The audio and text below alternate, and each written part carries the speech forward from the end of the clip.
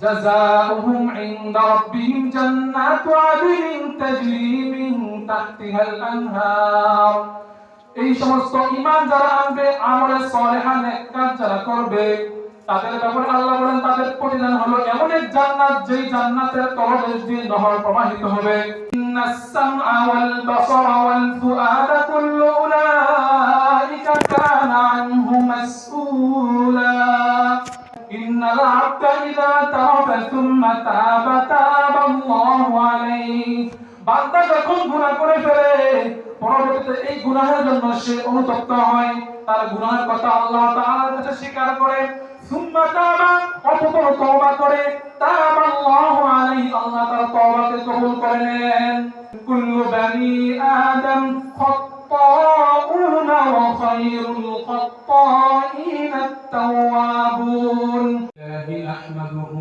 ওয়া নাস্তাঈনুহু ওয়া নাস্তাগফিরুহু ওয়া নু'মিনু বিহি ওয়া নাতাওয়াক্কালু আলাইহি ونعوذ بالله من شرور أنفسنا ومن سيئات أعمالنا من يهده الله فلا مضل له ومن يضلله فلا هادي له ونشهد أن لا إله إلا الله وحده لا شريك له ونشهد أن سيدنا ومولانا محمدا عبده ورسوله أرسله بالحق بشيرا ونذيرا وداعيا إلى الله بإذنه سراجا وقمرا منيرا أعوذ بالله من الشيطان الرجيم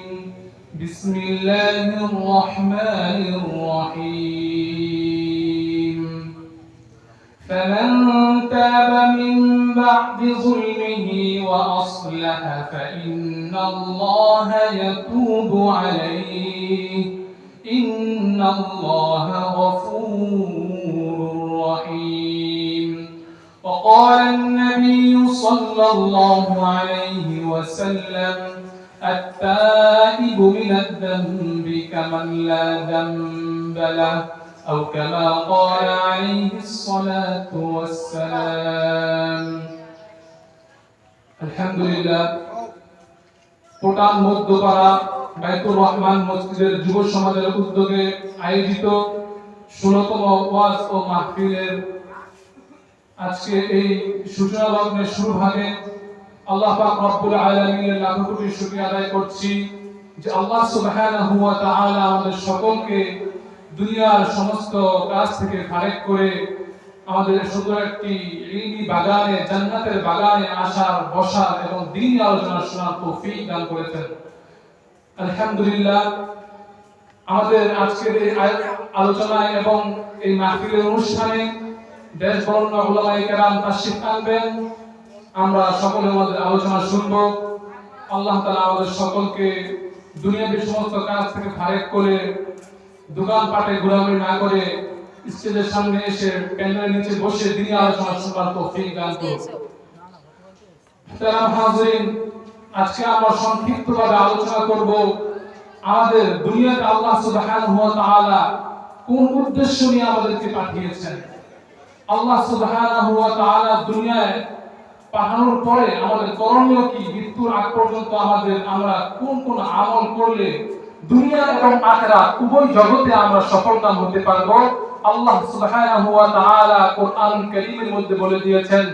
ওয়ামা খালাকাতুল জিন্না ওয়াল ইনসা ইল্লা লিয়াবুদুন এই দুনিয়ার মধ্যে মানুষ এবং জিন জাতিকে আমি সৃষ্টি করেছি একমাত্র আমার ইবাদত করার জন্য অর্থাৎ দুনিয়ায় আমি আর আপনি আল্লাহ তাআলা আমাদেরকে দুনিয়ার মধ্যে প্রেরণ করেছেন একমাত্র আল্লাহ সুবহানাহু ওয়া তাআলার ইবাদত করার জন্য দুনিয়ায় আসার পরে সর্বপ্রথম আমাদের কাজ হচ্ছে ঈমান আনা সূরা আল আসরের মধ্যে আল্লাহ তাআলা বলেছেন চার শ্রেণীর মানুষ ছাড়া সকল মানুষ ক্ষতিগ্রস্তের মধ্যে রয়েছে আল্লাহ তাআলা প্রথমেই বলেছেন ইল্লাল্লাযীনা আমানু ওয়া আমিলুস সালিহাত যারা ঈমান আনবে এবং আমলে সালেহা নেক কাজ করবে তারা কখনো এই পৃথিবীর মধ্যে আসার পরে দুনিয়ার এই জীবন তাদের জন্য কখনো ক্ষতিগ্রস্ত হবে না।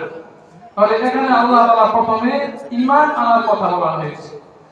সূরা আল-বাইনের মধ্যে আল্লাহ তাআলা বলেছেন, ইন্নাল্লাযীনা কাফারু মিন আহলিল কিতাবি ওয়াল মুশরিকিনা ফী নারি জাহান্নাম খালিদিনা ফীহা উলাইকা হুম শাররুল বারিয়া।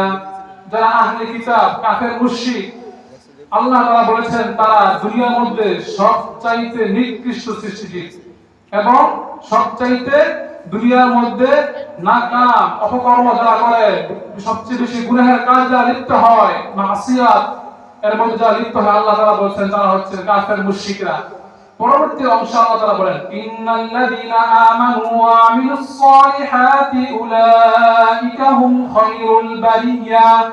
তবে যারা ঈমান আনয়ন করবে এবং আমলে সালেহা করবে, আল্লাহ তাআলা বলেন দুনিয়ার মধ্যে সবচাইতে সর্বোৎকৃষ্ট উম্মত, সবচাইতে উত্তম বান্দা হলেন তারা যারা ঈমান আনবে, ঈমান আনয়ন করার পরে আমলে সালেহা আমল করবে। তাহলে এই আয়াত দ্বারা বুঝতে পারলাম দুনিয়ায় আসার পরে যারা ঈমান আনবে, এরপর আমলে সালেহা নেক কাজ, ভালো কাজ করবে, তারা হচ্ছে দুনিয়ার মধ্যে সর্বোত্তম বান্দা। পরবর্তী অংশে আল্লাহ তাআলা বলেন, জাযাউহুম ইনদা রাব্বিহিম জান্নাতু আদনিন তাজরি মিন তাহতিহাল আনহার। এই সমস্ত ঈমান যারা আনবে, আমলে সালেহা নেক কাজ যারা করবে, তাদের ব্যাপারে আল্লাহ বলেন তাদের প্রতিদান হলো এমন এক জান্নাত, যেই জান্নাতের তলদেশ দিয়ে নহর প্রবাহিত হবে। জান্নাতিন তাজরি মিন তাহতিহাল আনহার খালিদিনা ফীহা আবাদা। তাদের জন্য শুধু এমন নাজ নিয়ামত পূর্ণ জান্নাতেই থাকবে না, আল্লাহ তাআলা বলেন তাদের জন্য হলো এই জান্নাত চিরস্থায়ী, চিরকালের জন্য, কয়েকদিন, শুধুমাত্র সামান্য কয়েকদিনের জন্য নয়। তাহলে আমরা প্রথমে বুঝলাম দুনিয়া আসার পরে আমাদের ঈমানকে শুদ্ধ করতে হবে, ঈমানকে নবায়ন করতে হবে। নবী আলাইহিস সালাতু ওয়াস সালাম বলেছেন যে যখন দুনিয়াতে আসবা ঈমান আনয়ন করবা, ঈমান আনার মধ্যে একবারের মধ্যে ক্ষান্ত হয়ে যেও না। নবী বলেছেন জাদ্দিদু ঈমানাকুম, তোমরা তোমাদের ঈমানগুলোকে নবায়ন করো। অনেক হাদিসের মধ্যে বর্ণিত হয়েছে নবী আলাইহিস সালাম বলেছেন যে শেষ জামানায় উম্মতের ঈমান তাদের কাছে রাখা এই পরিমাণ কষ্টকর হবে যে হাতের মধ্যে আগুনের অঙ্গার রাখা, আগুন এর রিহা, যে অগ্নিশিখা রাখা, যতটুকু কষ্ট হবে, শেষ জামানায় এসে ঈমানটাও মুমিন ব্যক্তির কাছে রাখা ততটুকু কষ্টকর হবে। এজন্য নবী আলাইহিস সালাম বলেছেন জাদ্দিদু ঈমানাকুম, ঈমান আনয়ন করার পরে তোমার ঈমানকে নবায়ন করো, তোমাদের ঈমানকে সর্বদা সতেজ রাখো। মুহতারাম হাজির, পরবর্তী অংশ আল্লাহ তাআলা বলেছেন ওয়া আমিলুস সালিহাত, যারা আমলে সালিহা নেক আমল করে, ভালো কাজ করবে। আমলে সালিহা নেক আমল আমরা কেন করব?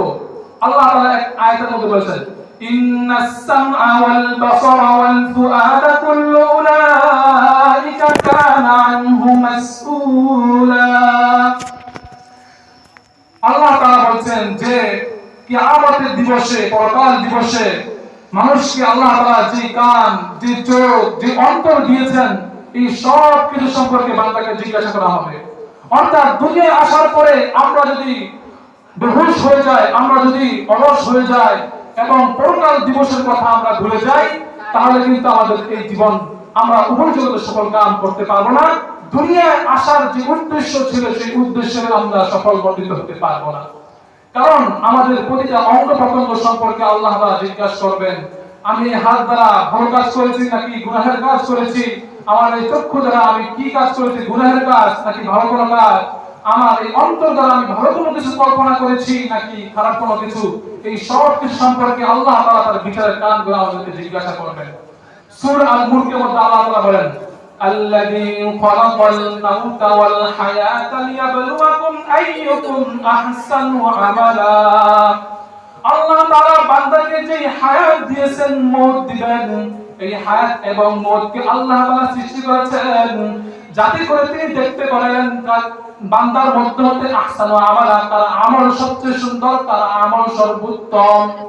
তাহলে আয়াত দ্বারা আমরা বুঝতে পারলাম আমাদেরকে আল্লাহ তাআলা পরীক্ষা করতে চান আমাদের কাজের আমল সবচেয়ে সুন্দর, আমাদের জীবন এবং মরণটাকে আমরা কে কে জান্নাতের পথে পরিচালিত করতে পারতেছি আর কে কে শয়তানের অন্ধকারের বাতলানোর পথের দিকে আমরা অগ্রসর হইতেছি। আল্লাহ তাআলা এগুলো দেখবেন। মুহতারাম হাজিরিন, এজন্য আসুন আমরা আমাদের ঈমানকে নবায়ন করে আমলে সালেহা ভালো কাজ করে আমাদের দুনিয়া এবং আখিরাত উভয় জগৎকে আমরা সফলমণ্ডিত করি। তাহলে আমরা আমাদের দুনিয়ার এই সামান্য জীবন, এই ক্ষণস্থায়ী জীবনের মধ্যে আমরা সফল কাম হতে পারবো। দুনিয়ায় চলাকালীন সময়ে দুনিয়া চলতে ফিরতে গেলে এক সময় আমরা হতাশ হয়ে যাই, গুনাহ করতে করতে করতে করতে ডিপ্রেশনের মধ্যে ভুগি যে আমি যে এত গুনাহ করে ফেললাম, আল্লাহ কি আমার গুনাহ ক্ষমা করবেন?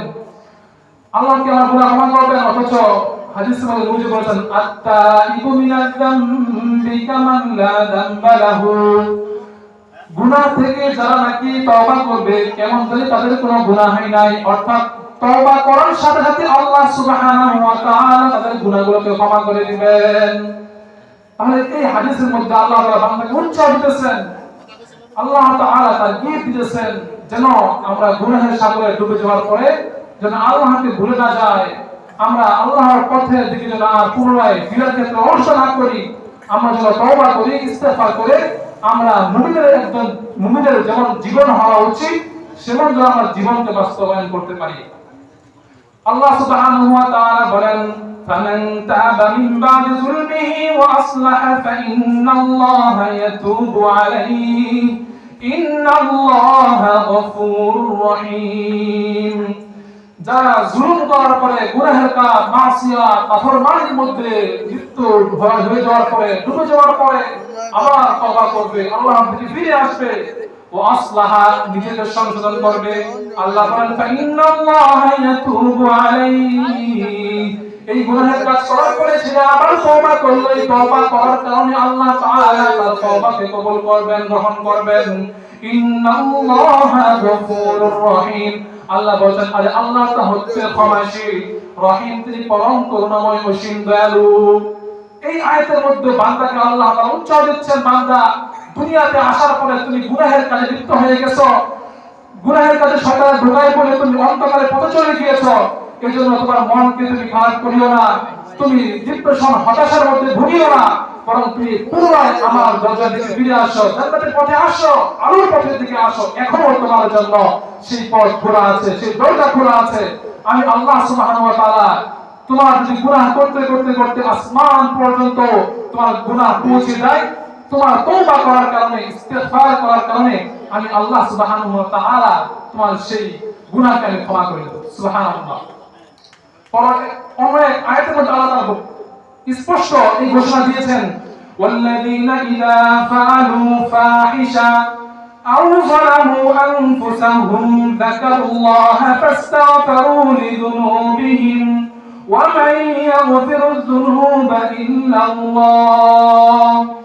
যারা নাকি ফাহিশা অশ্লীল অনর্থক কাজ গুনাহের কাজে লিপ্ত হয়ে গিয়েছে দুনিয়ার মধ্যে, আও যালামু আনফুসাহুম নিজেদের উপর জুলুম করেছে নাফরমানি গুনাহ করার মাধ্যমে, যাকারুল্লাহ অতঃপর গুনাহ করার পরে আল্লাহ তাআলার কথা স্মরণ করেছে, তওবা করেছে, ইস্তিগফার করেছে, ফাস্তাগফিরু লিযুনুবিহিম, তারা তাদের গুনাহ তাদের কৃতকর্মের জন্য নাফরমানির জন্য তারা ইস্তিগফার করেছে, ক্ষমা প্রার্থনা করেছে।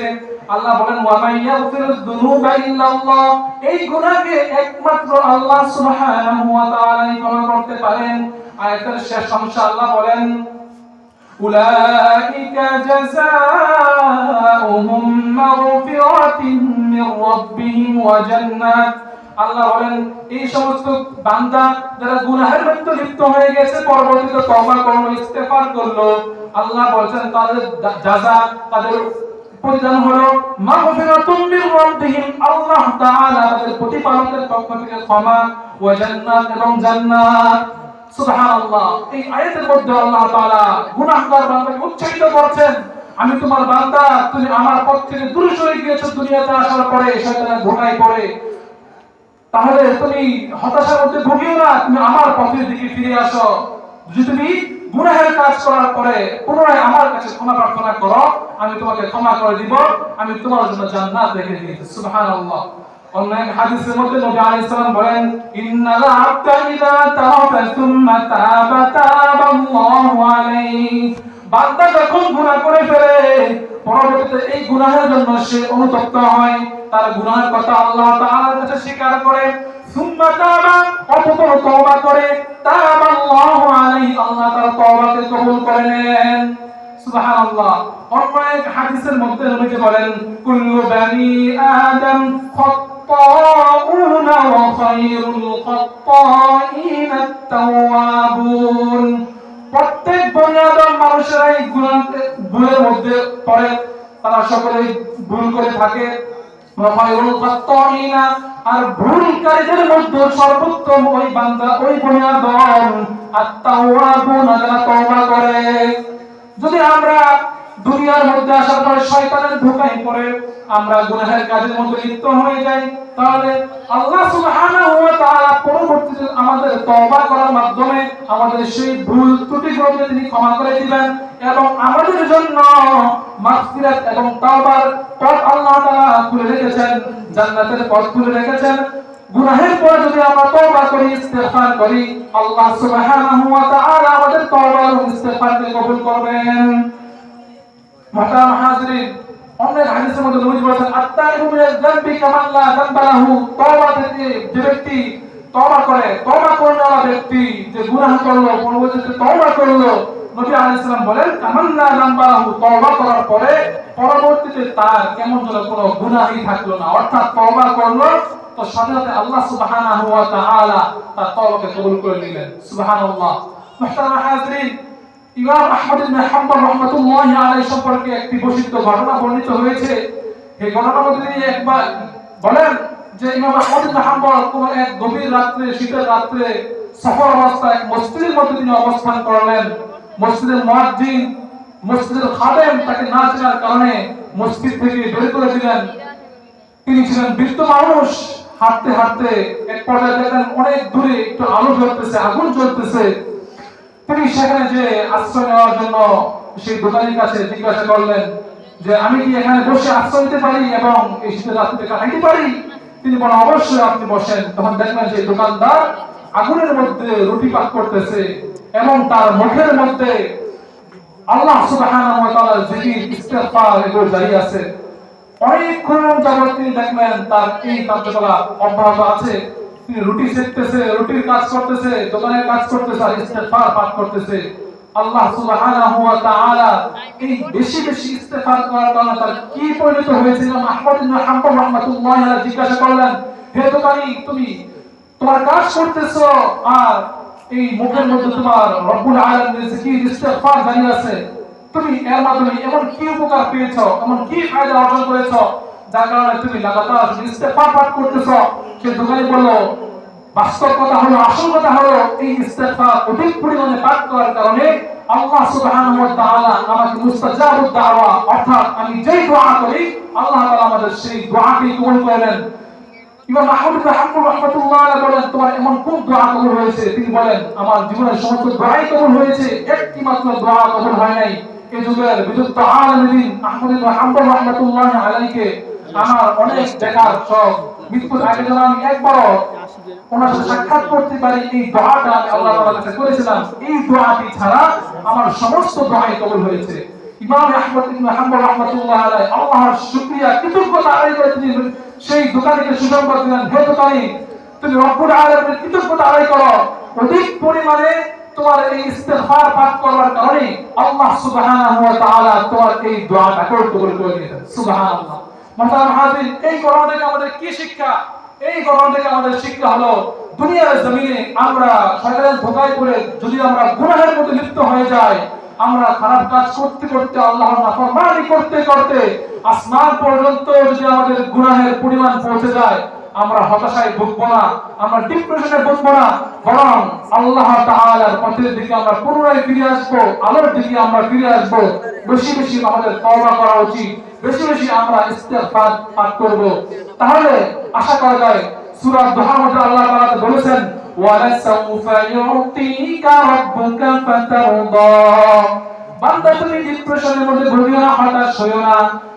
আমি আল্লাহ সুবহানাহু ওয়া তাআলা অচিরে তোমাকে এমন এক নাজ নিয়ামত দিব, যেই নাজ নিয়ামত, যেই নিয়ামত পাওয়ার পরে তুমি ফাতারদা, সন্তুষ্ট হয়ে যাবে। সুবহানাল্লাহ। আল্লাহ তাআলা কোরআনুল কারীমের এরকম অসংখ্য অগণিত আয়াত দ্বারা আমাদেরকে বুঝাইতেছেন, বান্দা দুনিয়ার মধ্যে আসছো, শয়তানের ধোঁকায় পতিত হইছো, আর গুনাহ করতে করতে তোমার অগণিত অসংখ্য অগণিত সমুদ্রের চাইতে আরো অনেক বেশি আসমান জমিন পরিপূর্ণ হয়ে গেছে, পাহাড়ের চাইতে আরো অনেক গুনাহ তোমার হয়ে গেছে।